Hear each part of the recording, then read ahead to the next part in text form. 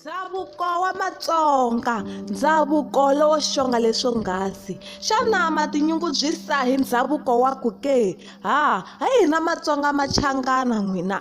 Matsonga lamo chava ku tsongola xa munhu. Hi tiba xifuva phela tindzhuno. Hi ndzhaka leyi siyeriweke hi vakokwani lava tolontolweni. Hi vatukulu va Gwambe ni Ndzabani n'wina.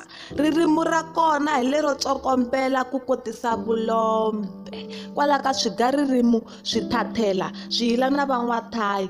Swakudya swa kona a mi swi tshamelangi va mhani. Hi ri ematutu vana va tavasi va tshopi n'watshopani ximbundwa van'wa xi endla hi vomi na xirhandzwa tihove. Ndzi ri hi fuwile hi tate xandla loko swi ta ka micina va mhani. Ndzi ri phulani n'wana wo an'wa hi tshove loko ku nghena vavhana va xibelani byi tindzwindzi na tipholichi kohu ku twala mikulungwani kusuka dzongeni ku ya evuxeni.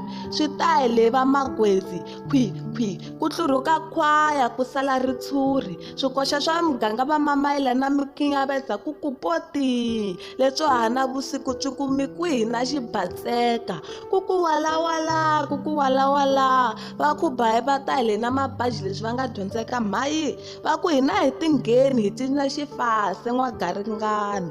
Timbilu ta hina ti ri njhani ku ho bomilana hi tsako hi nkarhi walowo.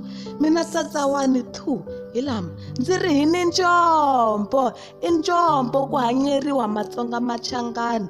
Mikateko ya va le hansi hi ku kutserile kusuka kaya mananga va malamulele ni le dzingamuti va giyani hi khwikhwija hi ya ka va mkhonto kwale bushu. Hi nga rivali na va makwerhu va patrawa na va bawito kwale Mozambique ni le Backbridge we le Zimbabwe.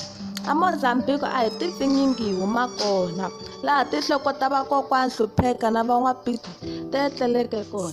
Hina hi Matsonga machangana lama chavaka ku tsongola xa munhu.